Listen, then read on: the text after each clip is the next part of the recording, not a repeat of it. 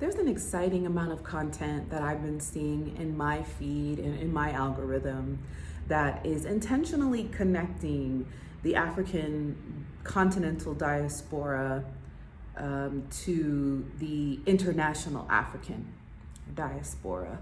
And I love it. There were some clips around like double dutch or twerking or certain types of meal preparation or even the disciplining of children or even the adoration of children, and how people on the continent are doing things in the way that Black Americans, international Africans are also doing this thing. And you guys get me caught up on a lot of different, like, how do I identify? And I say a lot of things. I'm African, right? I also know that I was born in America with American privilege as it pertains to the rest of the world. And that is just something that is, right?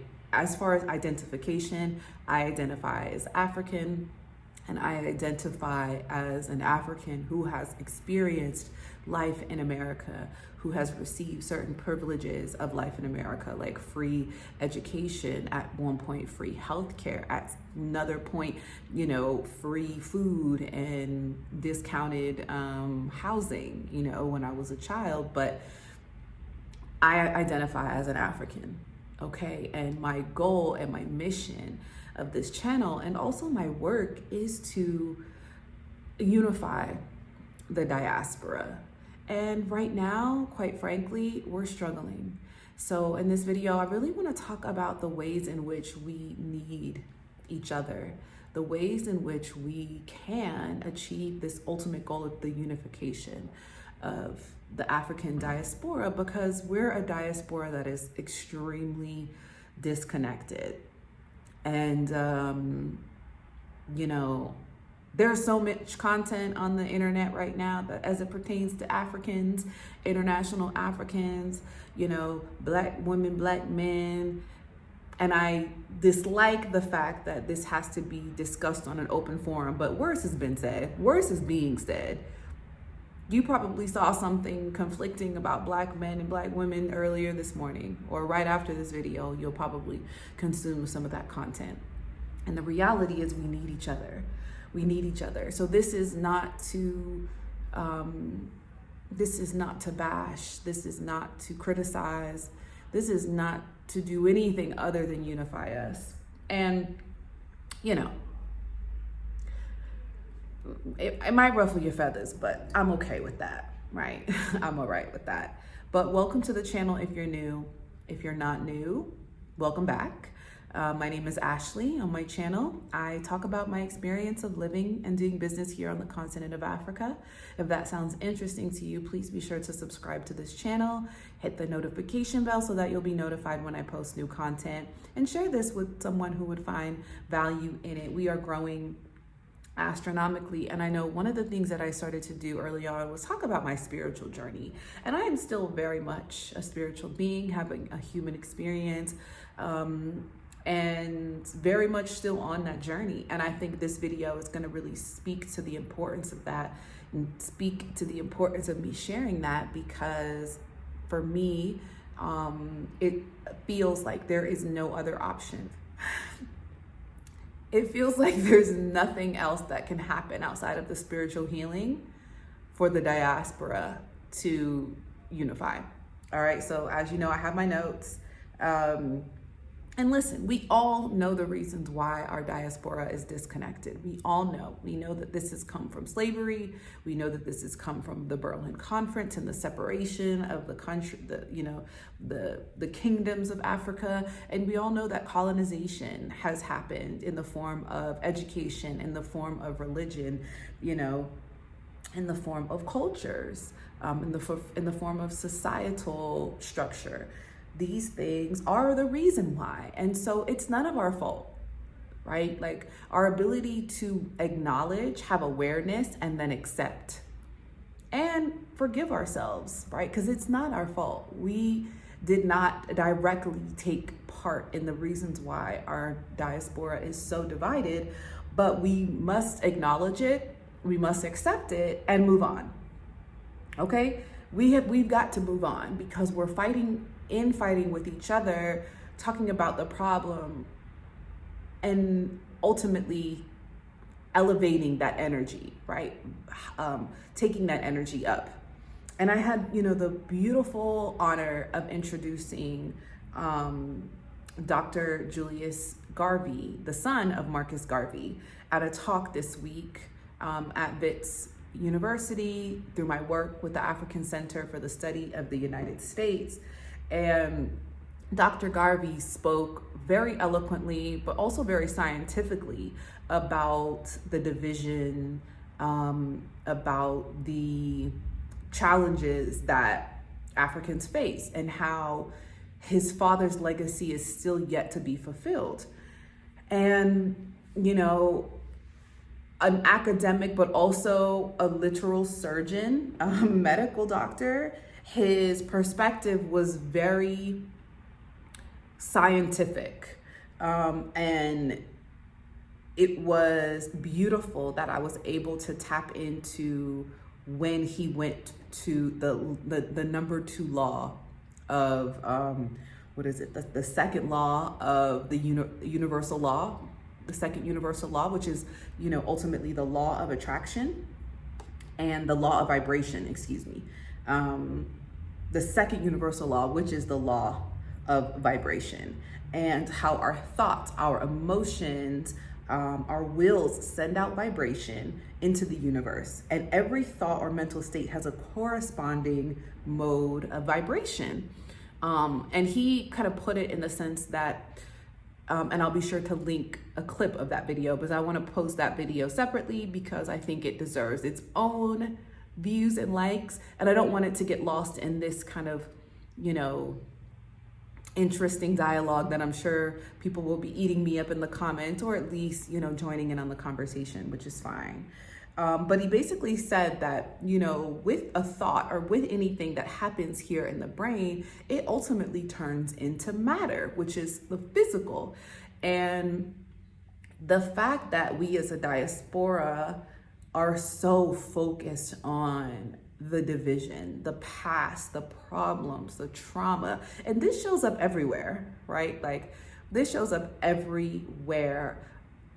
Literally, like, I'd say being here in South Africa, my interest, my willingness to discuss such positive viewpoints, such encouraging, kind of inspirational conversations around the power of this country, the strength of this country, the strength of its people, the resilience of its people, the power that is within this country. I get, a minuscule amount of people that are like, but this, but that, but the government is this, but the people are this, but they can't do this and they can't do that. And it's like, okay, and did you wake up this morning? And did you have enough data on your phone to be able to watch this content and make a comment? And did you have enough money in your pocket to fill your belly? Well, if so, you have it better than hundreds of thousands of people in this world. And so give thanks, give gratitude, put that energy out, because that's the energy that we want to see multiply, right? And so going back to Dr. Julius Garvey, his really, he never quoted law of attraction, law of vibration. He simply spoke in a scientific manner of how things within our consciousness become matter. Our consciousness is the ultimate in creation. Everything that comes through our consciousness is true, is so, based on what we believe, what we think, what we ideate, what we then discuss, right? What we share. And man, that hit me, because I have consistently been studying and applying the law of attraction, the law of vibration, specifically the law of vibration in so many ways. Listen, y'all have seen my journey. Some of you know the backstory, some of you don't, but it's been a journey and it hasn't been easy. There have been a lot of things that have come up against me to knock me down, knock me over, make me start again, make me go back, make me doubt myself. So many things. And I've constantly, as hard as it has been, focused on the promise, focused on my consciousness. What do I want? What feels good? What do I envision my life as? What do I want to see happen in my life? What do I want to feel like? What do I want to experience? What do I want to taste? What do I want to see? And I stay focused on that even until this day. Even until this day where things are challenging, now I'm focusing on that. I'm not focusing on what's happening over there, what's happening over here, the challenges that they got going on. No. Why? Because the energy that I am giving to a thing is what will magnify. And so that law of attraction, that law of vibration is so strong. And I think ultimately it comes down to our ability to, focus on that. I mean, I work with so many people. My goal, again, is to impact the lives of 10 million, 100 million Africans through entrepreneurship, economic, empowerment, and community. And one of our biggest challenges is just the way we talk, the way we think about ourselves, about our circumstance. And ultimately, it is creating this division among us. We don't trust each other. We have so much doubt. We come from such a place of lack. And again, it's not our fault because we have been positioned to think that way. But now it is time for us to have awareness, acceptance, and authority over what we want to see happen. Right? And so this spiritual healing that needs to happen is the only way, right? And through this spiritual healing, it is how we will ultimately unify. Whether you decide to do that through Christianity, through Islam, through Buddhism, through atheism, through spirituality, traditional African spirituality, the idea is that we need to reconnect with our consciousness, with our center. And all of these religions or spiritual designations have a few things that are in common. And I'm going to share those things because regardless of your spiritual identification, your religious identification, all of these things apply to living a life of abundance, love, happiness, peace, prosperity, health, wealth, compassion, right? All of them. Number one, the golden rule. Treat other people how you want to be treated. Treat other people how you want to be treated. Don't doubt a person unless you want to be doubted yourself. I know, as what I'm called like an expat and a traveler, people say that, I'm very open. And I recognize that a lot of the travelers that I meet, a lot of expats, we are just a very open people. We're curious. We want to meet friends. We want to open up. We want to make connections and forge really intense connections because we're traveling the world.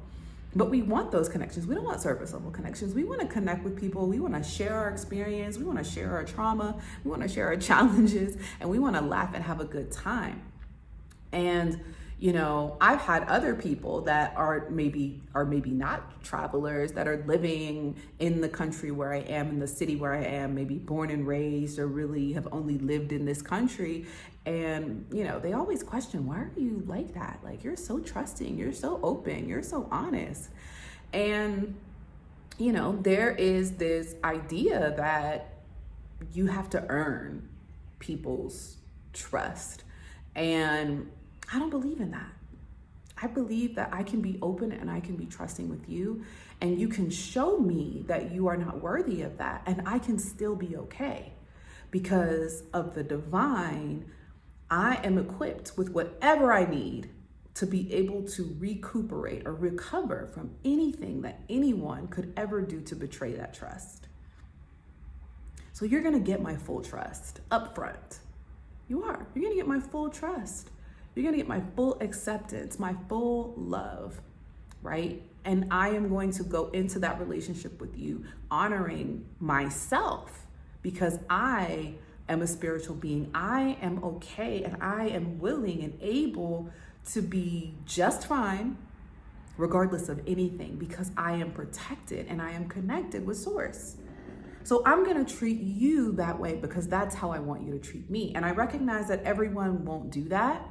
But I also recognize the people that don't do that and that can't do that are not meant for my highest good. And so I can still love you, and I can still appreciate and respect you for who you are, and send you on your way, with love and grace, and not be so emotional to shut down and shut that off and say, I'm never gonna do that again. No, because that is ultimately a part of the way in which we can spiritually ascend and align ourselves with the highest source, right? Our consciousness. The next thing is love and compassion, right? So I said a little bit about this, but love and compassion for other people and everything. Like, just that. It is why I come onto this platform and I share love and compassion and positivity and, all of the good, because why not? There's enough negative happening in this world. There's enough trauma and challenges and bad stuff. Open up your phone. You can scroll and see the trending topics are gonna be negative. They're gonna be hard. They're gonna be sad. They're gonna be trauma. So why focus on that? I'm not gonna do that. I don't wanna do that. That doesn't feel good. The energy that comes with that, it doesn't feel good. So love and compassion is all that I have to give. It's all that I have to share. And am I perfect? No. Do I get angry and upset sometimes?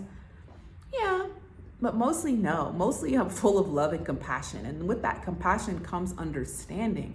I'm able to put myself in another person's shoes and say, wow, they're unable to reciprocate that love and compassion because they've been through things that they haven't healed, or they've been, betrayed by people and they haven't healed, and they haven't been accepting of that circumstance and able to understand that people rarely are here to hurt you. Most of the time, they're just trying to protect themselves. That's like this whole thing with the idea that, you come over to Africa as an African American and you're gonna get scammed. No, you're not getting scammed. A brother of yours is in need and feels like you have what they need. So his goal is not to hurt you. His goal is to protect and cover himself and his family. And I'm not saying either is right or wrong. What I'm saying is your ability to have love and compassion for that brother is what radiates an energy that allows that brother to be blessed, that allows you to continue to be blessed regardless of whatever amount of money you give him. Nothing will stop your abundance and your overflow when you stay in the energy of love and compassion. Get into it. Is this helping? How is this resonating with you? If you're enjoying this content, please be sure to like it and share it with someone who would find value in it as well. Worship and devotion. I think this was, something again that connects all of our, different religious sectors, but how in which we practice that spiritual intentionality. Worship and devotion, or for me, I like to call it, meditation, mindfulness, even my own kind of ritual, whether that's, breath work, meditation, journaling, going within and then being fully in gratitude of that thing that you wish to worship and devote to, whether that is through, again, Christianity, Islam, Buddhism, Judaism, what is the other one? Hebrewism, whatever, right? But being very particular in how you are worshiping and devoting. I think that it's gonna get a little spicy. I think that this idea of devoting to a singular being for the purpose of your abundance, I believe that that is misplaced. I believe that that is something that we need to revisit as a spiritual people, because again, what Dr. Garvey said was we are a spiritual people. We are the people most connected to source, most connected to nature, most connected to the creation of life itself, being from the continent of Africa. So we don't need a third party to connect to source. We ourselves within our DNA have the molecular structure to connect with source. The things that are blocking that is the content we're consuming, the food that we're eating, the belief systems that we have, the wigs that we're wearing, the toxic makeup and chemicals that we're putting into our bodies. Those are the things that are disconnecting us to source. So our ability to connect is there, always has been, always will be, but we also are responsible for the things that we allow to block that. All right. The next thing, moral and ethical conduct. Virtuous and ethical behavior is emphasized in many religions. Honesty, integrity, justice, forgiveness, humility, and respect for others means to lead a righteous and fulfilling life. I talk a lot about this experience of coming to the continent and what you need to be successful. And I talk a lot about humility. I talk a lot about integrity. Woo! Forgiveness is one thing that I am still working on personally. But overall, I think I'm 90% there, But it is so important to have these levels of, these principles in operation. And I think that first one, honesty and integrity, we struggle with this as a diaspora. In our culture, somehow we have gotten to a place of fake it till you make it, being dishonest as a way in which to acquire access, friendships, or favor. That we can just kind of reinvent ourselves through our own lens without ultimately being honest about who we are and what our goals are. All of these things, honesty, integrity, justice, forgiveness, humility, and respect of others.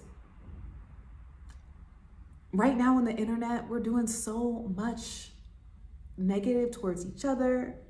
We're not being humble. We're not being respectful.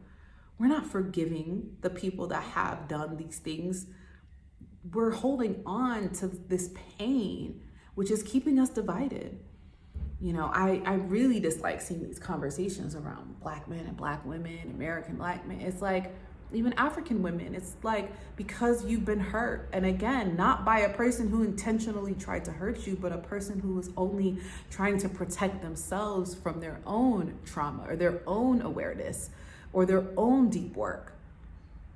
That pain you're carrying with you to the next relationship or to the next forum to be able to say the worst things about a person or about a whole human race or a whole demographic or a whole gender. And that's not gonna get us to the ultimate goal, which is unity and oneness. We have got to do that healing work. We have got to acknowledge our pain and work through that and recognize that our connection with Source, we have everything we need. We are abundant beings. We are constantly attracting love, favor, respect, honor, integritous relationships into our life. Because that, again, is the vibration that we want to set. That is the vibration that we want to set. This universal divine presence and interconnectedness is what will get us to the next level. And so many people were asking the question, what do we do? How do we unify as a Black people? How do we put ourselves up against the West and the challenges that we're having and the content and their ways and their societal influence? Like, how do we do that? We have got to unify. We've got to unify. And we can only do that through the spiritual healing and continuing to do that work, continuing to grow in our spiritual connectedness, continuing to seek spiritual growth in all of these ways, because once you are connected with Source, you know that there is nothing stopping you from having what you want, what you need, what you desire. Absolutely nothing. Not a politician, not a political party, not a societal structure or policy. Now, I will say that the environment in which you are operating in, if it is totally drowning in the things that are in opposition to your spiritual growth and healing, then you can't heal there. And that is one of the reasons why I advocate for African Americans to depart, to retreat from parts of America for extended periods of time to reconnect with the center of our consciousness, which is the African continent. Some people decide to go back, and I think that that's okay. And I think that when you have that level of awareness, you can then move very differently. But ultimately, having this spiritual growth and consistently seeking that is the only way that we unify. And knowing that it is so, and knowing that it is done, and knowing that it will be. Because the reality is, we don't need everybody.